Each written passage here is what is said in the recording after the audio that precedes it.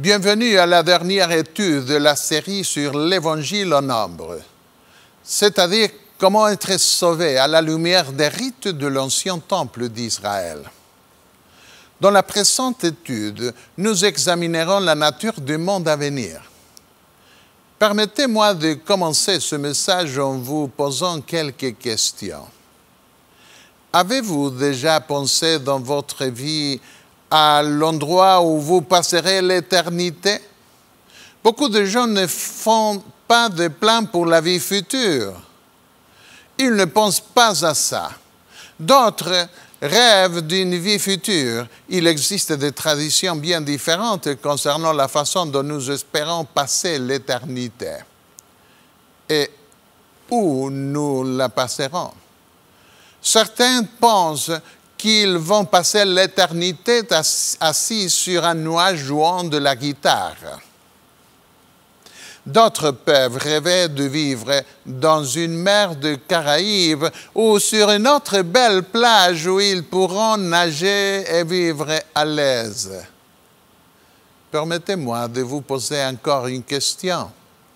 Aimeriez-vous passer l'éternité dans un gratte-ciel de New York ou d'une autre grande ville du monde? Il y a quelques années, une dame est venue un jour à l'église adventiste centrale de Montevideo, en Uruguay, où j'étais un pasteur associé.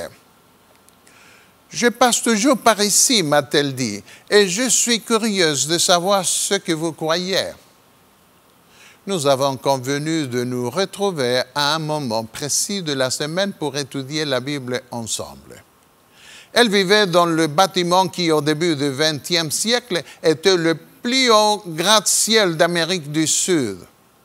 J'ai réalisé que le vieil ascenseur était hors d'usage depuis longtemps. J'ai donc dû prendre l'autre ascenseur qui n'allait que jusqu'au 30e étage. J'ai dû monter à pied les 3 étages supplémentaires afin d'arriver à l'appartement de cette femme. Une fois dans l'appartement, je demandais à la dame de m'autoriser à regarder pendant quelques minutes la belle vue par la fenêtre. On voyait les hauts immeubles de Montevideo baignés par les vagues des plages. Je n'avais jamais vu la ville d'un lieu aussi élevé et c'était formidable. « Aimez-vous cet endroit ?» m'a-t-elle demandé un jour.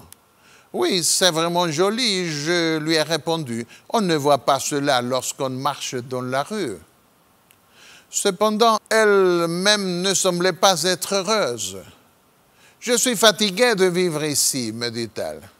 Cette semaine-là, la femme avait lu la leçon intitulée « La Bible parle » que j'avais l'habitude de laisser chez les gens qui étudiaient la Bible avec moi.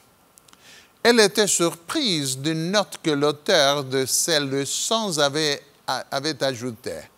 Selon l'auteur, les hommes construiront des gratte-ciels sur la nouvelle terre et ils y vivront éternellement.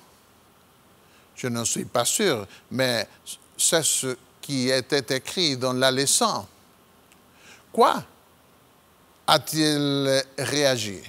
Devrais-je passer toute l'éternité dans un gratte-ciel? Ah non, a-t-elle poursuivi. Si tel est le cas, je ne veux rien savoir de ce monde. Je n'ai pas discuté avec elle de ce point. Mais j'étais curieux de savoir ce qu'elle croyait à ce sujet. Alors je lui ai demandé, « Où voulez-vous passer l'éternité ?» Après avoir réfléchi un peu, son visage s'éclaira et elle m'a dit, « Je voudrais être un esprit afin que je puisse voyager par avion, voler d'ici à là, sans avion, bien sûr. » Par quoi l'ai-je arrêté? Par air? Eh bien, je ne sais pas, a-t-elle répondu. Mais je ne peux pas imaginer vivre éternellement dans un monde matériel. J'ai essayé en vain de l'aider à comprendre ce que Paul exprima dans 1 Corinthiens 2, 9. Ce sont des choses que l'œil n'a point vues, que l'oreille n'a point entendues, et qui ne sont point montées au cœur de l'homme, des choses que Dieu a préparées pour ceux qui l'aiment. Convaincu par un prêtre catholique que nous n'avons pas à prendre trop au sérieux ce que la Bible dit, elle s'est désistée de son étude de la Bible. La même semaine où cette femme s'est désistée de son étude de la Bible, un homme né au Brésil est devenu très enthousiaste par la lecture de ce que Dieu a dit qu'il allait faire dans le monde à venir. Sa femme lui avait demandé comment garder le sabbat du 7e jour. Sa femme m'a demandé de savoir qui, selon la Bible, est le véritable jour de repos. Elle avait une amie qui consacrait le 7e jour à Dieu et elle voulait apprendre à faire de même. Cela doit être merveilleux d'observer le jour que la Bible considère comme saint, m'a-t-elle dit, lorsque je suis allé lui rendre visite. Bien que son mari fût assis à ses côtés pour écouter, il ne montrait que peu ou pas d'intérêt concernant les sujets religieux. Toutefois, lorsque j'y suis allé pour la 2e fois, cet homme m'attendait et semblait être plus résolu que son épouse. Quelle était la cause d'un tel changement inattendu? Pour la première fois dans sa vie, il avait eu une Bible dans les mains. Et après avoir commencé à en lire les premières pages cette semaine-là, il décida de faire ce que de nombreux lecteurs curieux font lorsqu'ils lisent un livre. Il est allé directement à la fin pour savoir comment l'histoire se termine. Là, il a trouvé la description de la Nouvelle Jérusalem, la cité de Dieu. Il a été particulièrement impressionné par la lecture d'Apocalypse 21, 18 à 21. La muraille était construite en jaspe et la ville était d'or pur, semblable à du verre pur. Les fondements de la muraille de la ville étaient ornés de pierres précieuses de toute espèce. Le premier fondement était de jaspe, le second de saphir, le 3e de chalcédoine, le 4e d'émeraude, le 5e de sarbonyx, le 6e de sardoine, le 7e de chrysolithe, le 8e de béryl, le 9e de topaze, le 10e de chrysoprase, le 11e de hyacinthe, le 12e d'améthyste.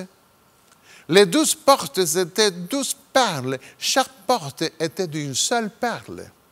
La place de la ville était d'or pur comme du verre transparent. Y a-t-il au ciel une ville comme celle qui est représentée dans la Bible, m'a-t-il demandé, ce Brésilien. J'ai répondu oui, c'est Dieu qui dit cela, et il ne ment pas. Il réfléchit et dit, si c'est le cas, je ne veux pas la perdre.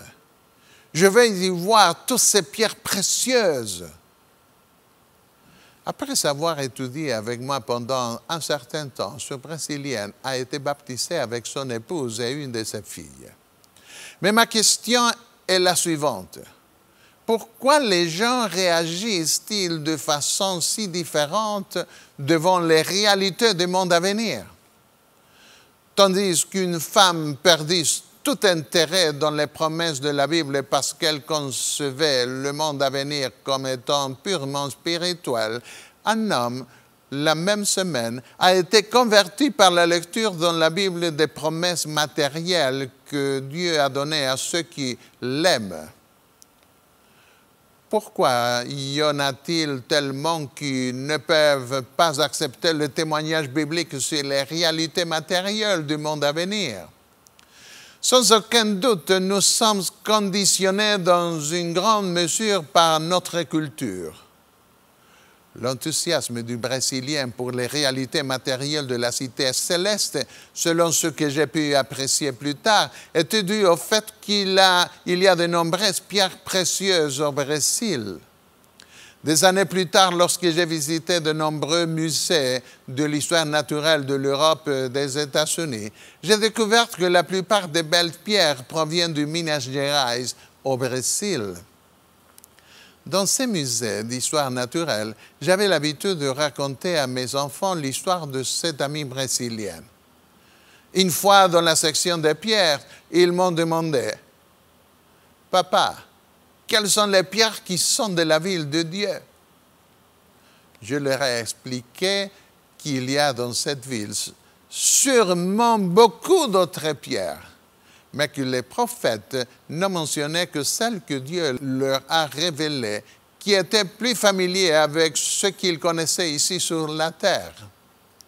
Nous avons aujourd'hui que le reniement de la réalité concrète céleste n'est pas né avec la Bible, le livre des Juifs et des chrétiens, mais avec la philosophie païenne des Grecs.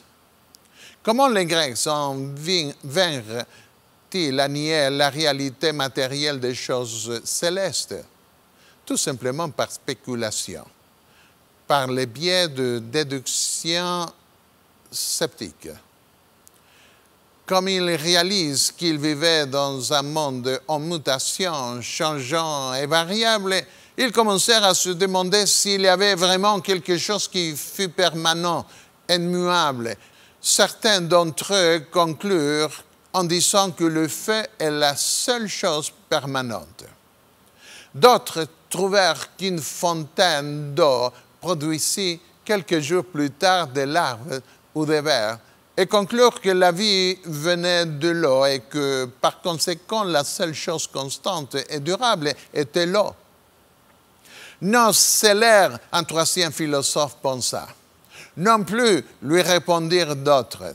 La seule chose permanente est une masse sans forme très répandue appelée apeiron.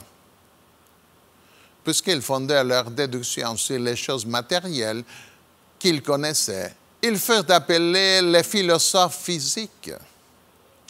Avec l'apparition des philosophes mathématiciens, les gens ont commencé à jouer avec les chiffres. Beaucoup pensèrent que tout pourrait être expliqué par des numéros, que nous pouvions y attendre dans quelque chose de permanent et invariable. Les chiffres devinrent les meilleurs candidats. Par exemple, si j'ai 2 chiens, les chiens vont mourir, mais le nombre d'eux demeurera. De cette façon, un grand pas a été fait dans la recherche de quelque chose d'intangible et d'immatériel qui est éternel et immuable. Eh bien, n'essayez pas de comprendre la logique de ces premiers philosophes grecs. Nous souhaitons savoir, en gros, comment ils ont été amenés à croire ce que la plus grande partie de l'humanité croit aujourd'hui. Par le biais de déduction de ce genre, ils sont arrivés à la conclusion que la seule chose stable et permanente est le mot grec « nous », la pensée ou l'esprit ou l'idée, c'est-à-dire quelque chose qui n'est pas matériel. Ce qui est matériel, en ont-ils déduit, est mauvais parce que c'est détruit, transformé ou en changement constant et finalement disparaîtra. Ce qui est spirituel, d'autre part, est une bonne chose parce que selon eux, seules les réalités spirituelles sont immuables et éternelles. Alors, où se trouve l'idée? Si elle n'était pas chez l'homme, nous ne pourrions pas la connaître. Par conséquent, raisonnèrent-ils, l'homme a un esprit, le nous, ou l'âme qui est bonne parce qu'elle ne meurt pas, et un corps matériel qui est mauvais parce qu'il périt. Ainsi, nous obtenons la formule grecque que de nombreux chrétiens adoptèrent plus tard, rendant la philosophie grecque universelle. L'âme est immortelle, conclurent-ils. Elle est emprisonnée dans le corps prison jusqu'à ce que ce dernier meure. Bien que dans le ciel tout soit bon parce qu'il est spirituel, ici sur terre tout est mauvais puisqu'il s'agit de matière. Mais j'observe l'univers et le télescope nous montrent toujours des choses matérielles. Qu'est-ce que la Bible dit à propos de la création matérielle de Dieu? On nous dit déjà dans le premier chapitre de la Bible, à la genèse de cette création, que la matière n'est pas mauvaise en soi. Dieu vit tout ce qu'il avait fait, la lumière, l'atmosphère, les plantes, le soleil, la lune et la disposition des étoiles pour briller sur sa création, les animaux aquatiques et les oiseaux, les animaux terrestres et l'homme. Et c'était très beau. Dans le premier chapitre de la Bible, nous lisons une explication totalement opposée à la déduction spéculative des Grecs.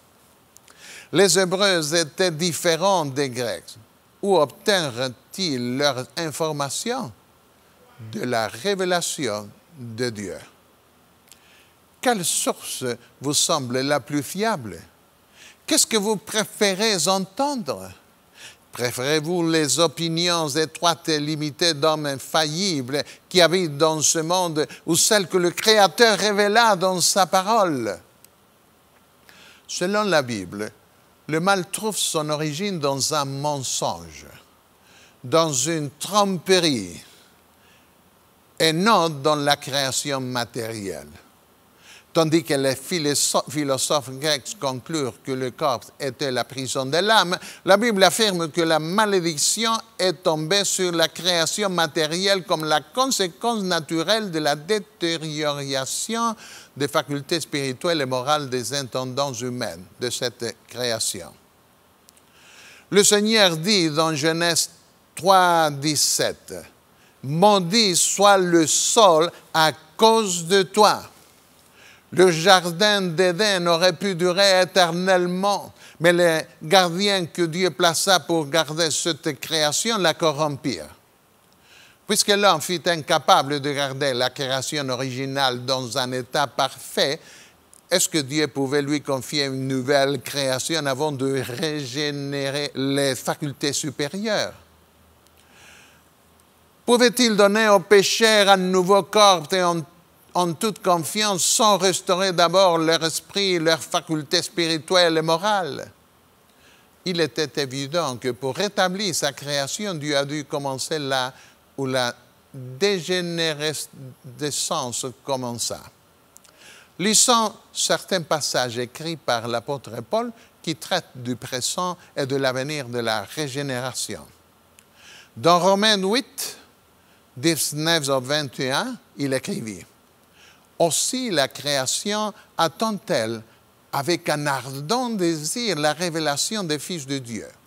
Car la création a été soumise à la vanité, non de son gré, mais à cause de celui qui l'a soumise, avec l'espérance qu'elle aussi sera affranchie de la servitude de la corruption, pour avoir part à la liberté de la gloire des enfants de Dieu. On peut voir ici que la nature a été endommagée, non pas par sa volonté propre, car elle n'a pas de volonté propre, mais par la volonté des mauvais intendants qui l'a soumise à la servitude. Selon Paul, ce n'est pas l'esprit qui doit être libéré de la matière. C'est la création matérielle de Dieu qui attend la transformation spirituelle de ses intendants afin d'être elle aussi complètement régénérée.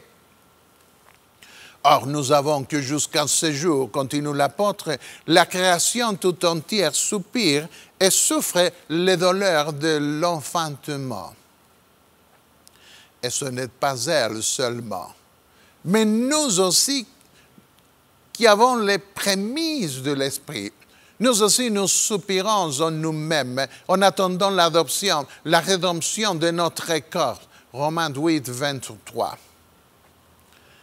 Un jour que je courais avec mon fils Daniel, qui avait à l'époque 11 ans, je me suis rendu compte qu'il ne courait pas très vite. Je lui ai demandé, « Pourquoi ne cours-tu pas plus vite ?» Il a répondu, « j'attends que tu te fatigues et ensuite je régnerai. Quelques années plus tard, alors que nous étions en vacances, j'ai sauté un petit ruisseau et une jambe n'a pas supporté le poids de mon corps. J'ai donc décidé de tomber de l'autre côté. Mes 2 fils ont couru pour m'aider et j'ai pensé qu'auparavant, je devais courir après eux. Et maintenant, ils commencent à courir après moi. Si le Seigneur ne revient pas avant, une boîte m'attend. Pardonnez ma franchise. Nous avons les prémices de l'Esprit qui transforment notre être intérieur, mais notre corps continue à se détériorer. Nous attendons impatiemment le jour où notre corps sera complètement libéré de dégénérescence humaine et où nous aurons un corps éternel qui ne disparaîtra jamais.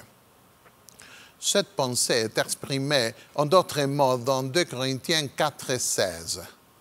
C'est pourquoi nous ne perdons pas courage.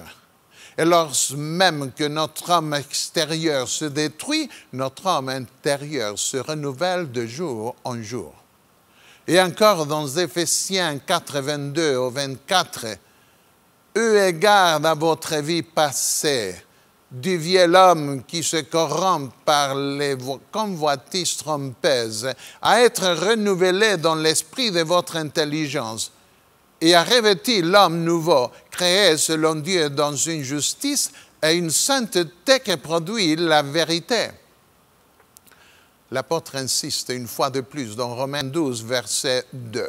« Ne vous conformez pas au siècle présent, mais soyez transformés par le renouvellement de l'intelligence, afin que vous discerniez quelle est la volonté de Dieu, ce qui est bon, agréable et parfait. » Le renouvellement de notre esprit doit commencer dès aujourd'hui, afin que Dieu nous confie la nouvelle création. Quelles sont les doctrines chrétiennes qui ont été faussées par l'influence de la pensée grecque? Les disciples rencontrèrent la première opposition philosophique lorsqu'ils entrèrent dans le monde grec.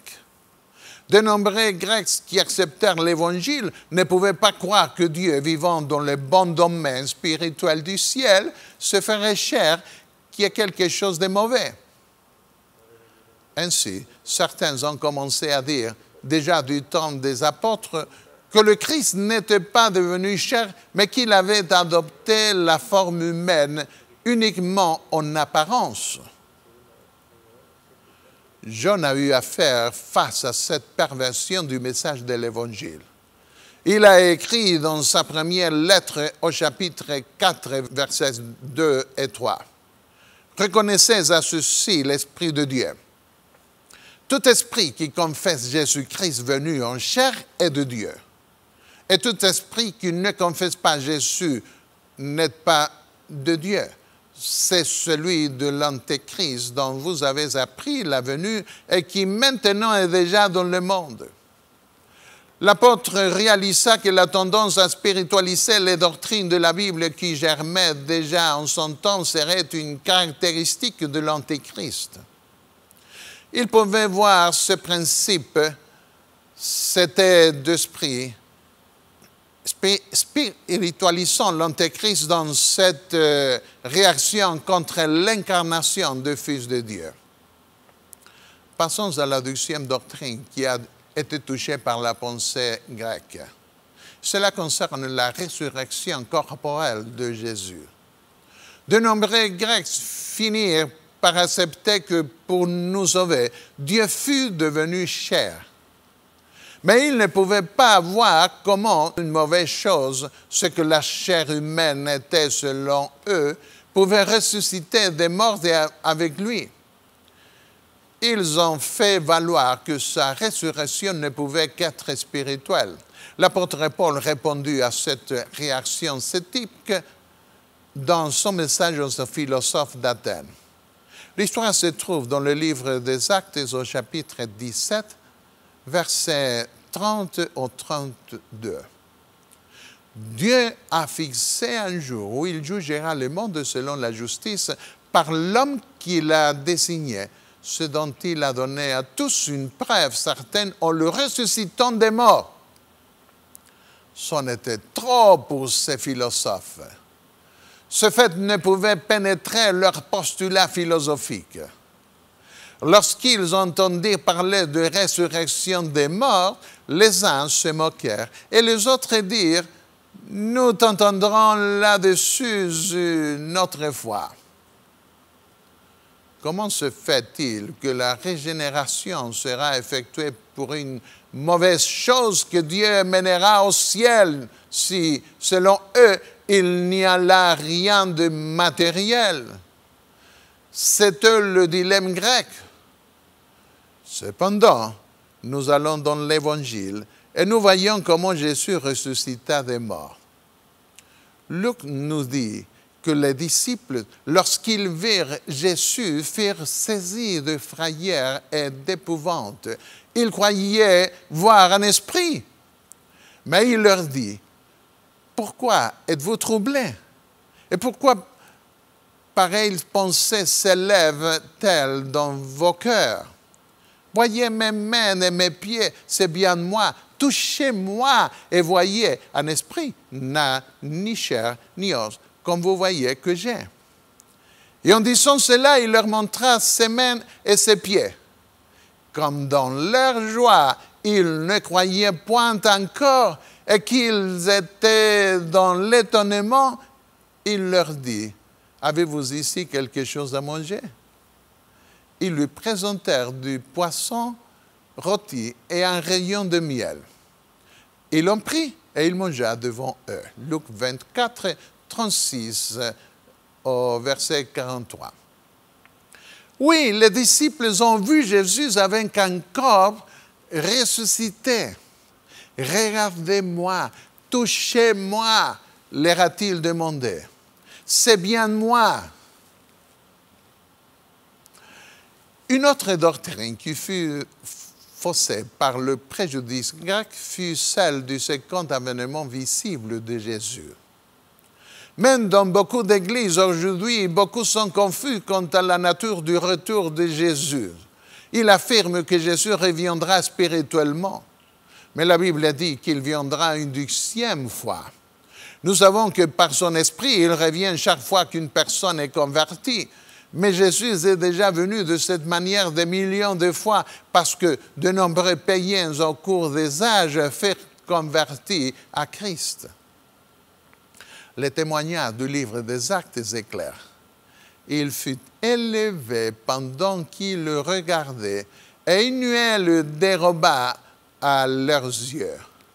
Et comme ils avaient les regards fixés vers le ciel pendant qu'ils s'en allaient, voici, 2 hommes vêtus de blanc leur apparurent et dirent, « Hommes galiléens, pourquoi vous êtes arrêtés, vous, à regarder au ciel? C'est Jésus qui a été enlevé au ciel du milieu de vous, viendra de la même manière que vous l'avez vu allant au ciel. » Acte 1, verset 9 au 11. Comment reviendra-t-il? Dans un nuage. Ce même Jésus, pas un autre. S'il venait comme les Grecs pensaient qu'il viendrait, Jésus l'aurait spécifié. Mais dans ce chapitre du livre des Actes, on nous dit que ce même Jésus que les disciples touchèrent reviendra comme ils l'ont vu aller au ciel. Dans Matthieu 24, verset 30 et 31, Jésus anticipa sa venue avec les mots suivants. « Alors le signe du Fils de l'homme paraîtra dans le ciel, toutes les tribus de la terre se lamenteront, et elles verront le Fils de l'homme venant sur les nuées du ciel avec puissance et une grande gloire. » Quand j'entends des gens dire qu'ils vont le voir avec les yeux de la foi, je me demande quelle foi. Toutes les nations pleureront à sa venue et ils diront aux montagnes et aux rochers de les cacher de la gloire de sa venue, selon le livre de l'Apocalypse. Est-ce que c'est de la foi. Jésus continua. Il enverra ses anges avec la trompette retentissante et ils rassembleront ses élus des quatre vents depuis une extrémité des cieux jusqu'à l'autre. Ils le contempleront de leurs propres yeux. Les bonnes personnes comme les mauvaises le verront. Les anges joyeux l'acclameront parce que la rédemption finale sera venue. Les autres le regarderont avec terreur, parce que leurs yeux ne seront pas en mesure de supporter la gloire de l'Éternel. Une quatrième doctrine affectée par la pensée grecque a à voir avec la nature de notre héritage. Nous avons un Père qui a promis de partager son héritage parce qu'il nous a adoptés comme ses enfants. L'héritage qu'il nous offre est matériel. Jésus dit que votre cœur ne se trouble point. Croyez en Dieu et croyez en moi. Il y a plusieurs demeures dans la maison de mon Père. Si cela n'était pas, je vous l'aurais dit. Quelle promesse extraordinaire! Il est allé nous préparer une maison dorée dans sa ville, comme le livre de l'Apocalypse dit. Si cela n'était pas, Jésus dit, je vous l'aurais dit. En d'autres termes, si c'était comme les philosophes païens enseignaient, un héritage spirituel et non matériel, je vous l'aurais dit. Jésus alla nous préparer de demeures pour nous par des maisons d'air ou de nuages, mais des maisons concrètes, matérielles, non pas des maisons de nuages. Je vais vous préparer une place, conclut le Seigneur. Je reviendrai et je vous prendrai avec moi, afin que là où je suis, vous y soyez aussi. Jean 14, versets 1 au 3. Ellen White écrit dans le livre La tragédie du siècle, la crainte de trop matérialiser l'héritage éternel a poussé plusieurs personnes à spiritualiser, à rendre inconsistantes les promesses qui nous le décrivent comme notre demeure future. Jésus assura à ses disciples qu'il allait leur préparer des places dans la maison du Père. Or, ceux qui acceptent les enseignements de la parole de Dieu ne sont pas laissés entièrement dans l'ignorance touchant ces demeures. Néanmoins, les choses que Dieu a préparées pour ceux qu'il aime sont des choses que l'œil n'a point vues et que l'oreille n'a point entendues. 1 Corinthiens 2,9. La langue humaine est impuissante pour décrire la récompense des justes. Seuls pourront s'en rendre compte ceux qui la verront. Notre esprit borné est incapable de concevoir la gloire du paradis de Dieu. Tragédie du siècle, page 597 et 598. Nous pouvons rêver, nous devons rêver. Et c'est notre privilège de rêver des choses que Dieu nous a promises. Mais les réalités dépasseront toute imagination, bien sûr. Un dernier sujet dans lequel nous allons considérer comment la philosophie grecque affecta les doctrines chrétiennes a à voir avec la nature du temple céleste. Après tout, nous étudions l'Évangile dont les ombres projetées dans le rituel de l'ancien sanctuaire et qui est accompli dans le temple céleste où Jésus est notre souverain sacrificateur. Paul dit dans Hébreux 9, 24, « Car Christ n'est pas entré dans un sanctuaire fait de main d'homme, en imitation du véritable, mais il est entré dans le ciel même afin de comparaître maintenant pour nous devant la face de Dieu. » Comment est ce temple? Certains disent que c'est l'Église. Eh bien, Dieu veut faire de nous un temple spirituel, bien sûr. D'autres disent que c'est un symbole de la présence de Dieu, une sorte de métaphore. Mais la Bible dit que le temple terrestre était une copie du sanctuaire céleste. pas la copie d'une autre copie, pas le symbole d'un autre symbole, pas la métaphore d'une autre métaphore, mais l'ombre d'une réalité matérielle. Comment est ce temple céleste? La Bible dit qu'il a 2 pièces et du mobilier. Il contient par exemple une arche d'or dans le lieu très saint, des chandeliers et un autel d'or dans le lieu saint. Croyez-vous cela? Est-il difficile pour vous d'accepter cela? Permettez-moi de vous dire, mon ami, que s'il est difficile pour vous de le croire, d'accepter que le temple de Dieu a 2 pièces et du mobilier comme ceux décrits dans la Bible, c'est parce que d'autres ont mis des cellules païennes dans votre cerveau. Je me souviens lorsqu'un collègue défendit sa thèse de doctorat à la même université de Strasbourg où je fis aussi mon doctorat. Il a conclu publiquement qu'il n'y a aucun temple dans le ciel. L'un des membres érudits du jury désigné par examiner sa dissertation lui a dit « Nous avons peut-être des difficultés à accepter avec notre esprit moderne qu'il y a un temple dans le ciel. » Mais ce n'était pas un problème pour les gens du 1er siècle. Les apôtres croyaient qu'il y a un temple dans le ciel. D'autres personnes croient en un véritable temple céleste où Jésus accomplit son ministère. Mais ils ne croient pas qu'il contienne des pièces et du mobilier. Ils préfèrent parler de la fonction de ce temple qui est accompli par Jésus, notre souverain sacrificateur. Permettez-moi de vous dire que c'est le premier pas dans la négation de la réalité matérielle d'un temple céleste. S'ils meurent avec cette idée, d'autres qui suivront feront d'autres pas jusqu'à finalement tomber dans la négation totale d'une réalité matérielle concrète dans le ciel. Un Dieu qui a créé des formes animales, minérales et végétales si variées dans cette vie révélerait un temple vide, monotone et ennuyeux dans la création céleste. Voyons, Jésus va présenter ses rachetés dans son temple pour leur faire plaisir avec tant de choses merveilleuses qu'il a fait là.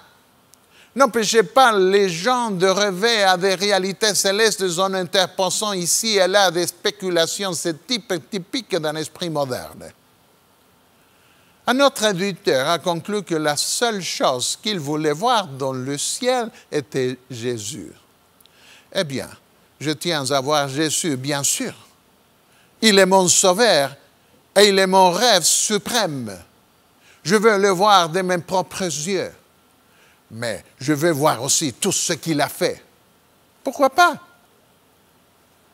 Et un autre ange sortit du temple qui est dans le ciel. Après cela, je regardais et le temple du tabernacle de témoignage fut ouvert dans le ciel. Apocalypse 14, 17 et 15, 5. Je crois cela. Je préfère croire ceux qui ont eu une vision de ce temple que ceux qui ne font que spéculer sans révélation divine. L'apôtre Paul a aussi donné un témoignage incontestable de la réalité matérielle du temple céleste.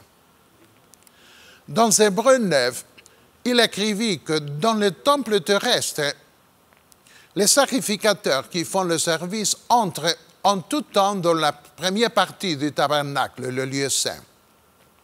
Et dans la seconde, le lieu très saint, les souverains sacrificateurs seuls entrent une fois par an. Le Saint-Esprit montrait par là que le chemin du lieu très saint n'était pas encore ouvert tant que le premier tabernacle subsistait.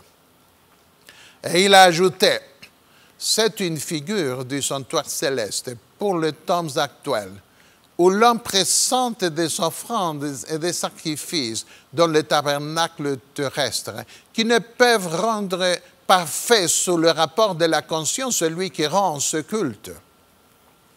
Pour que ce nouveau temple ci-dessus soit inauguré, le temple terrestre devait être rendu périmé. Cela s'est passé quand Jésus est mort comme l'agneau de Dieu et le voile du temple terrestre se déchira de haut en bas. Le chemin du temple céleste était alors ouvert. En d'autres mots, le temple terrestre ne pouvait pas résoudre le problème du péché. Il ne pouvait pas représenter le temple céleste que Jésus inaugurerait et qui amènerait une solution définitive à notre problème humain.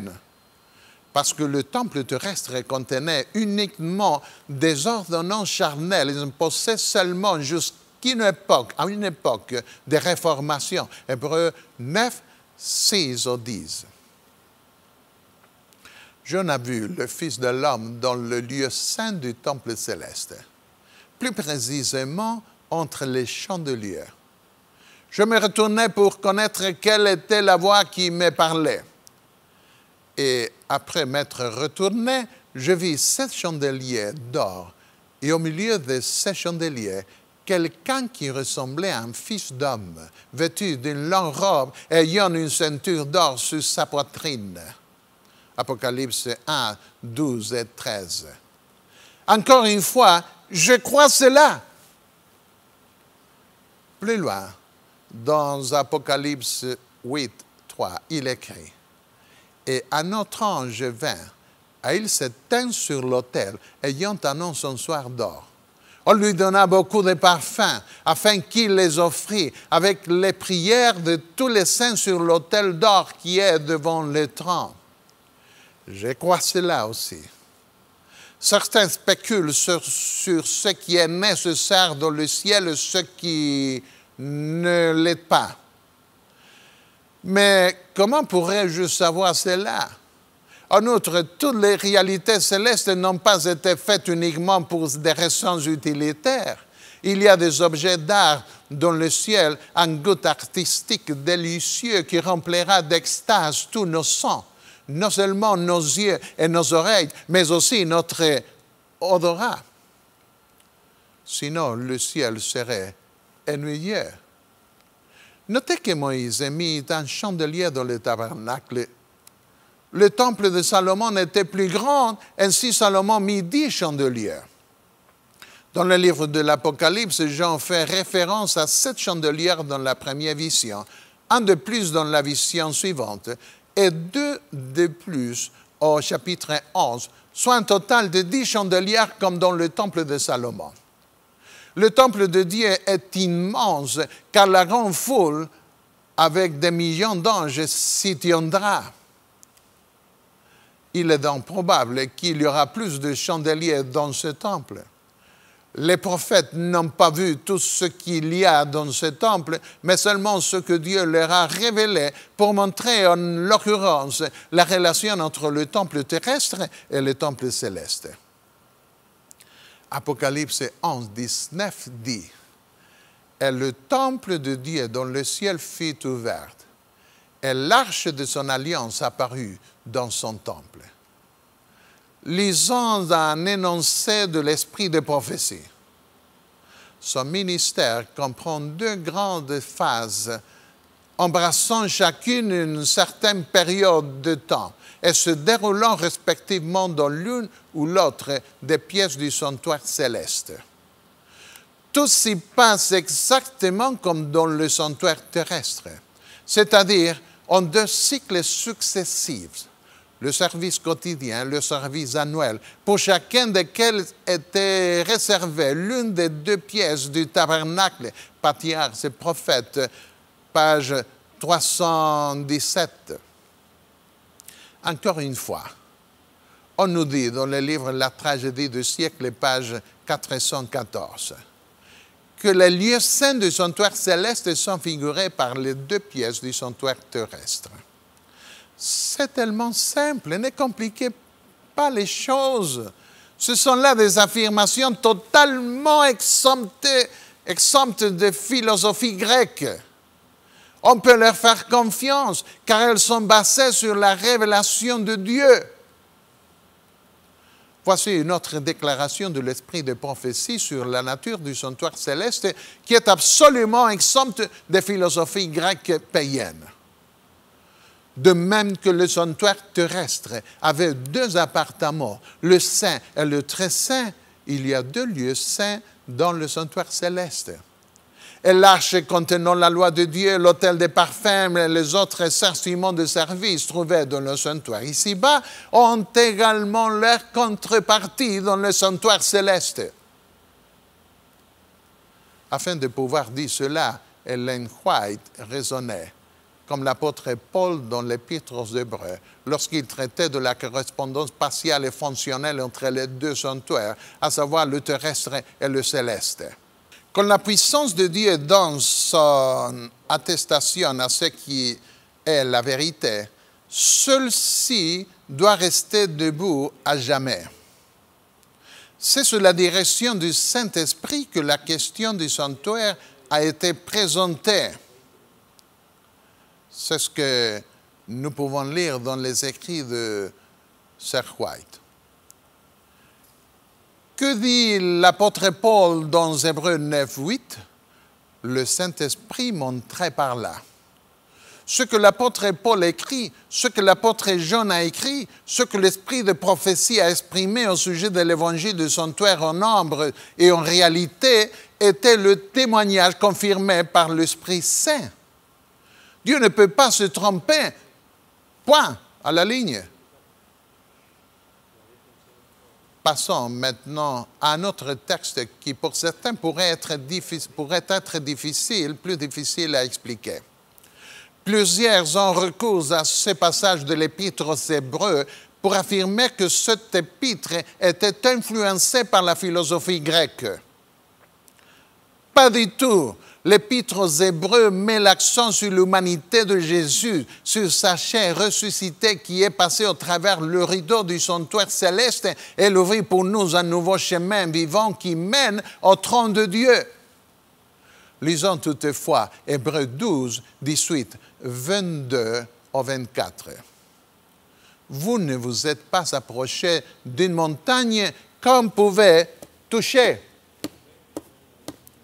Vous voyez, disent beaucoup, la montagne terrestre pouvait être touchée parce qu'elle était une montagne matérielle. Mais la montagne céleste est spirituelle, car elle ne peut pas être touchée. Mais devons-nous vraiment interpréter cette déclaration de Paul d'une montagne soi-disant spirituelle dans le contexte d'une vue païenne grecque, sous prétexte que ne pouvant pas être vue, elle ne peut non plus être touchée? L'apôtre continue son argument. Mais vous vous êtes approchés de la montagne du Sion, de la cité du Dieu vivant. En d'autres termes, est-ce que l'apôtre montre un contraste dans la nature entre une montagne matérielle terrestre et une montagne spirituelle céleste? Il persiste. Mais vous vous êtes approchés des myriades qui forment le cœur des anges de l'assemblée des premiers-nés inscrits dans les cieux, du juge qui est le Dieu de tous, des esprits des justes parvenus à la perfection, de Jésus qui est le médiateur de la nouvelle alliance, du sang de l'aspersion qui parle mieux que celui d'Abel. Est-ce que l'un d'entre vous est allé au ciel et a vu Jésus officiant devant son Père et a entendu les millions d'anges louant Dieu en mélodie merveilleuse? Personne. Mais est-ce que cela signifie que vous ne vous êtes pas approchés, comme dit l'apôtre, de la cour céleste? Non. Nous pouvons venir et entrer dans le sanctuaire céleste, et déjà maintenant être dans l'atmosphère céleste, mais pas physiquement. Ceux qui prétendent que la montagne céleste, le temple céleste et la Jérusalem céleste sont spirituels oublient les chapitres précédents, en particulier le chapitre de la foi d'Hébreux 11. Lisons le verset 1.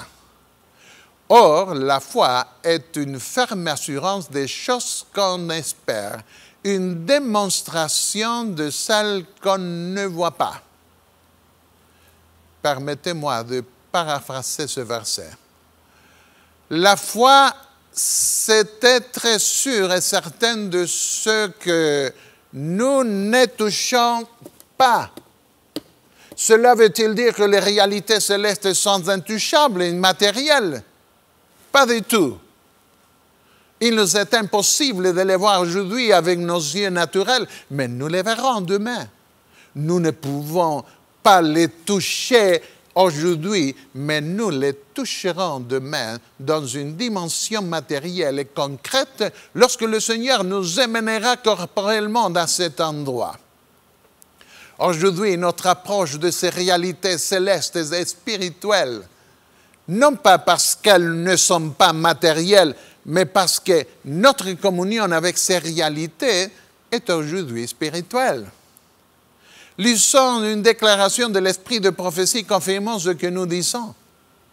Ils, le peuple de Dieu, ne peuvent pas contempler leur médiateur à l'œil nu, mais avec les yeux de la foi, ils voient le Christ devant le propitiatoire.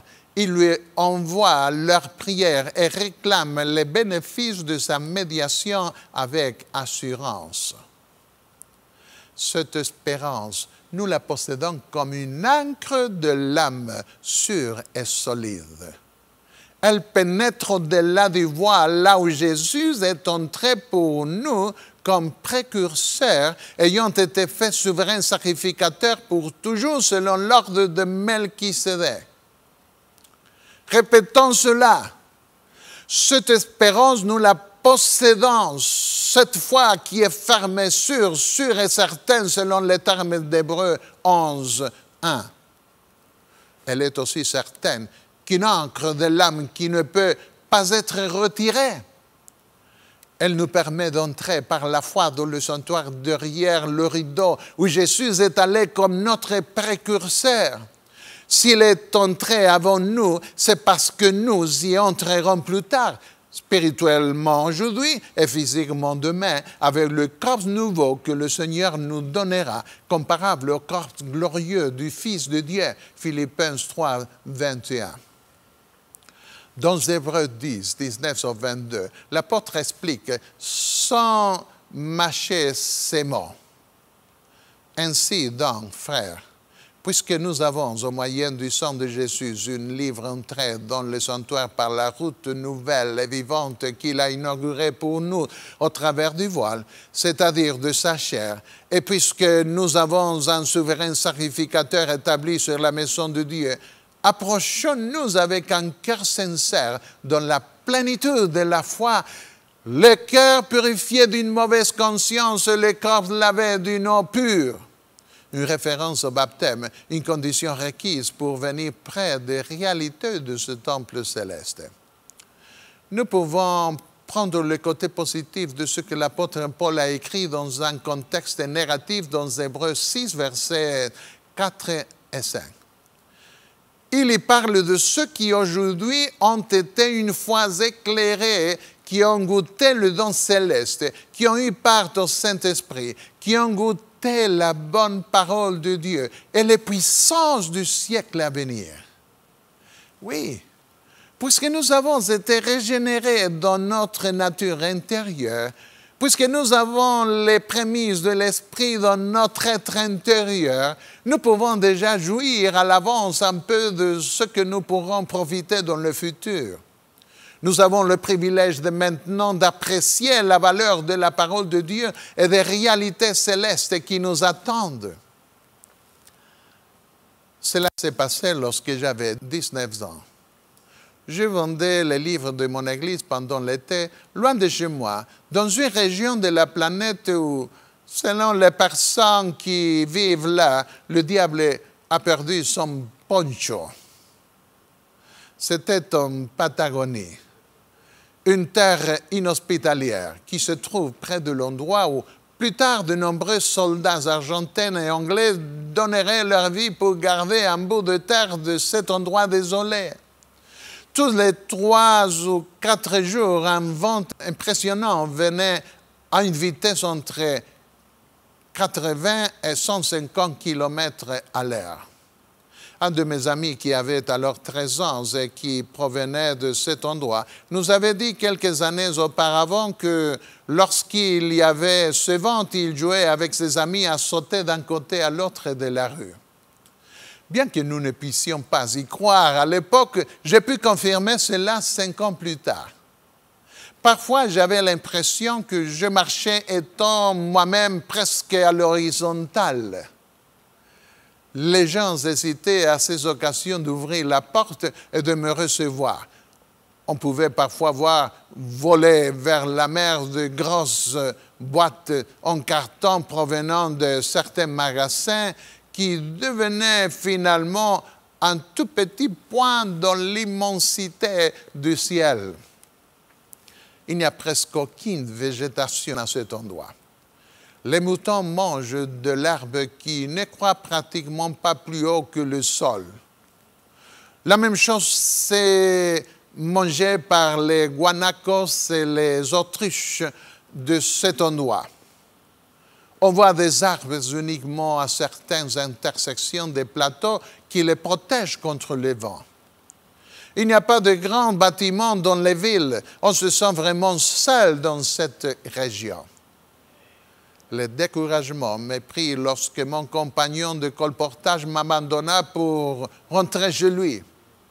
Déçu, je me sentais seul. Je suis tombé à genoux un jour au pied de mon lit, criant à Dieu sur la dépression. « Oh Seigneur, au nom de Jésus, viens, montre-moi ta présence, que tu es avec moi et donne-moi la force dont j'ai besoin pour rester dans cet endroit. » J'ai ressenti alors quelque chose que je n'avais jamais ressenti auparavant dans ma vie. J'ai senti la présence de l'Esprit Saint intérieurement, me donnant la paix. Lorsque j'inspirais, cela me semblait ne jamais vouloir se terminer. Et lorsque j'exhalais, je le faisais en riant, plein de joie, avec un sentiment de paix et d'acceptation aux yeux de Dieu. Mes larmes de solitude ou de découragement devinrent des larmes de joie et de bonheur. La seule chose que je pouvais dire était « Merci au Seigneur, merci ». Assis sur mon lit quelques minutes plus tard, j'étais encore seul physiquement, mais je ne me sentais pas seul spirituellement. J'avais réalisé comme Jacob le fit lorsqu'il s'enfuit de son frère. Certainement l'Éternel est en ce lieu. Et moi, je ne le savais pas. Genèse 28, 16. Quelques mois plus tard, vivant confortablement de nouveau dans la maison de mon père, de retour à la routine de mes études et faisant un travail familier, je me suis souvenu avec nostalgie de ce que j'avais vécu si loin de chez moi. Et j'ai demandé au Seigneur non seulement de répéter ce que j'avais vécu des mois auparavant en Patagonie, mais aussi de voir un ange. Je voulais avoir plus. Je voulais encore avoir des sentiments forts. J'ai insisté, mais le Seigneur ne m'a pas permis de voir un ange. Je faisais mon culte dans ma chambre. Je lisais la Bible et les écrits de l'esprit de prophétie 1 heure ou même plus chaque jour. Je chantais des cantiques et puis je m'agenouillais pour prier. La nuit venait plus tard et juste avant d'aller dormir, je demandais au Seigneur de me montrer un ange.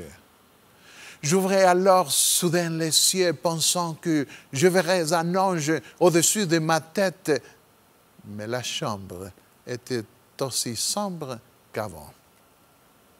Peu à peu, parce que je n'avais pas de succès avec cela, j'ai commencé à éviter l'endroit et l'heure du culte, pensant que Dieu ne m'aimait pas parce qu'il ne me montrait pas un ange. Enfin, confus et décourageux, j'ai été amené à modifier ma demande. J'ai dit au Seigneur, si tu ne veux pas me montrer un ange, au moins montre-moi demain que tu m'aimes. Montre-moi quelqu'un dans une extrême nécessité financière et je lui donnerai tout l'excédent de mon écolage que j'ai gagné par la vente des livres au cours de l'été. J'ai dormi le cœur en paix. Une nouvelle possibilité était ouverte devant moi. Tard dans la nuit du jour suivant, j'ai oublié pendant quelque temps ma prière faite la nuit précédente, quand un ami qui marchait avec moi lorsque je rentrais à la maison m'a dit qu'il n'avait pas l'intention d'aller en classe le lendemain. Il avait besoin d'argent pour rester à l'université. Ainsi, il devait trouver du travail. Sa situation était vraiment désespérée. Il était marié. Il avait de dettes avec la conférence au lieu des gains des livres qu'il avait vendus au cours de l'été.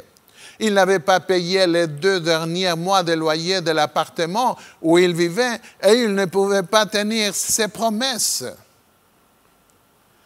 Alors que je l'écoutais, et que j'essayais de voir ce que je pouvais faire pour lui, je me suis tout à coup, rappelé ma prière. J'ai ressenti que le Père et le Fils, depuis les cieux, plaçaient leur regard bienveillant sur moi et disaient, ta prière a atteint notre temps et nous t'avons accordé ce que tu as demandé. Je pouvais voir alors les choses que l'on ne peut pas encore vraiment voir. Je me suis rendu compte que les songes que je voulais voir étaient maintenant avec moi et avaient été avec nous au cours de cette journée, nous guidant, moi et mon ami, sur l'ordre de Dieu pour nous rencontrer à ce moment précis. J'essayais de parler, mais je ne pouvais pas. Je voulais dire à mon ami, j'ai l'argent dont tu as besoin, mais je ne pouvais pas.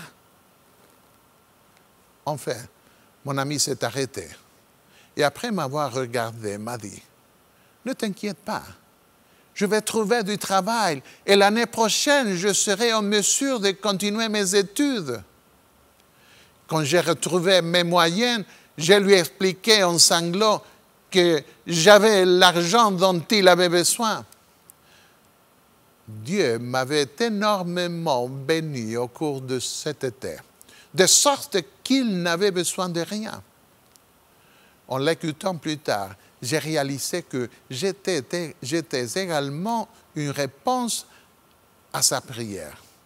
Il s'était enfui de Paraguay lorsque son père s'était opposé à son baptême. Il était allé terminer ses études secondaires dans un lycée adventiste à Misiones en Argentine. Quand il revint 4 ans plus tard, son père a été impressionné par son changement. Mais à cause de ce qui s'était passé, il n'a jamais demandé d'argent à son père. Pourtant, son père avait de l'argent et il avait l'habitude de lui en envoyer par son frère à chaque fois que celui-ci venait du Paraguay. Alors, mon ami avait dit récemment à sa femme, « Nous devons faire confiance à Dieu. Mon frère va venir et il apportera l'argent dont nous avons besoin. » Cependant, cette fois, son frère est venu et n'apporta rien. Il était confus. Il ne savait pas quoi faire. Finalement, il m'a dit, « Je n'ai jamais pensé que Dieu pouvait avoir une ressource si différente pour résoudre mon problème. » Au début, mon ami paraguayen ne voulait pas accepter cet argent. J'ai dû lui dire que cet argent n'était pas le mien, car le Seigneur le lui avait donné.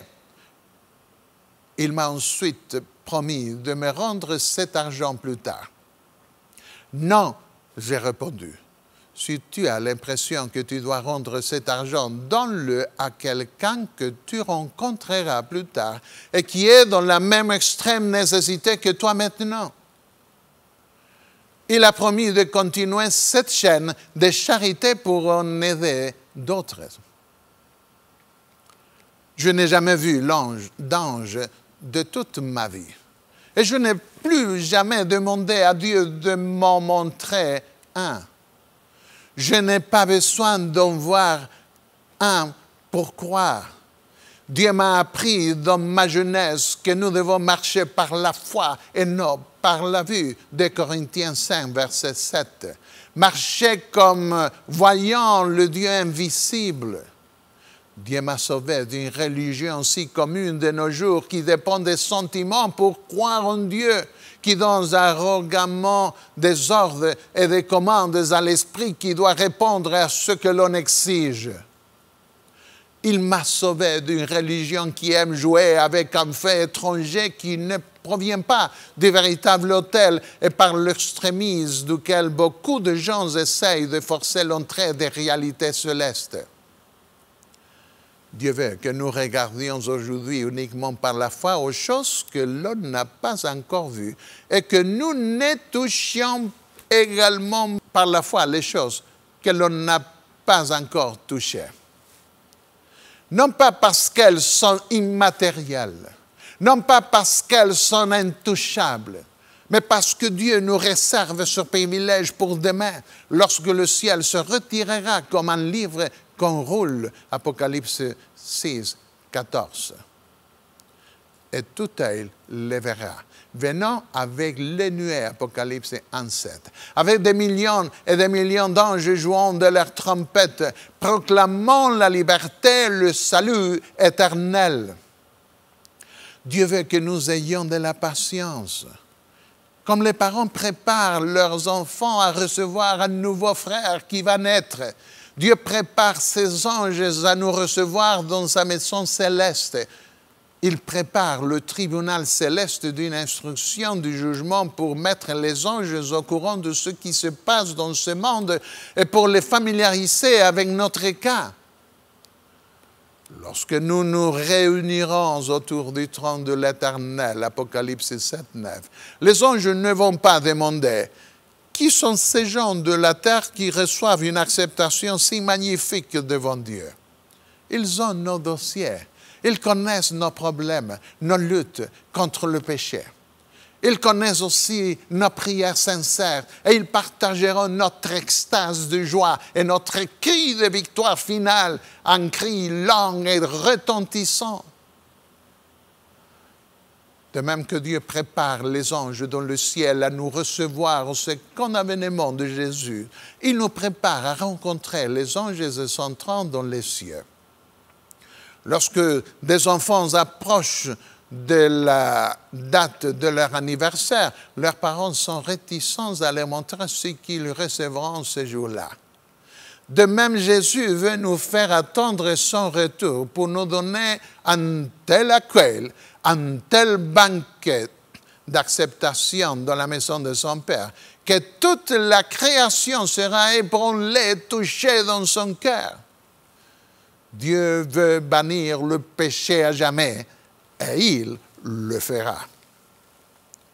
Les Grecs ne savaient rien de cela. Ils spéculaient avec un raisonnement humain. Mais nous savons, par révélation, les réalités célestes sont réelles, matérielles, visibles. Ce nouveau monde à venir est tellement beau qu'en dépit de la description des prophètes concernant ces merveilleuses réalités, ce sont des choses que l'œil n'a point vues, que l'oreille n'a point entendues et qui ne sont point montées au cœur de l'homme, des choses que Dieu a préparées pour ceux qui l'aiment. 1 Corinthiens 2, 9. Le croyons-nous? Sommes-nous impatients de ce jour de victoire finale? Avons-nous déjà expérimenté les prémices de l'Esprit en nous? Nous levons avec Christ en nouveauté de vie et entrons dans son sanctuaire céleste par la foi pour le rencontrer? Savons-nous, d'après notre expérience personnelle, comment voir les choses invisibles et comment toucher les réalités qui ne sont pas encore touchables? Puissions-nous obtenir cette expérience aujourd'hui et puissions-nous être parmi ceux qui auront la victoire parce que leurs yeux auront été capables de voir au-delà de ce monde de ténèbres. 1 Jean 5, 4. Notre Père céleste, nous te remercions par les choses précieuses que nous attendent et que tu nous as promis. Nous voulons habiter dans ces maisons célestes que nous serons capables de toucher, de voir avec nos yeux. Donne-nous la vie éternelle. Donne-nous la foi dont nous avons besoin pour y entrer maintenant par la foi, spirituellement. Et donne-nous la victoire parce que nous voulons voir Jésus, notre Sauveur, et toutes les choses merveilleuses qu'il a préparées pour nous au ciel. Au nom de Jésus, nous te demandons tout cela. Amen. Amen.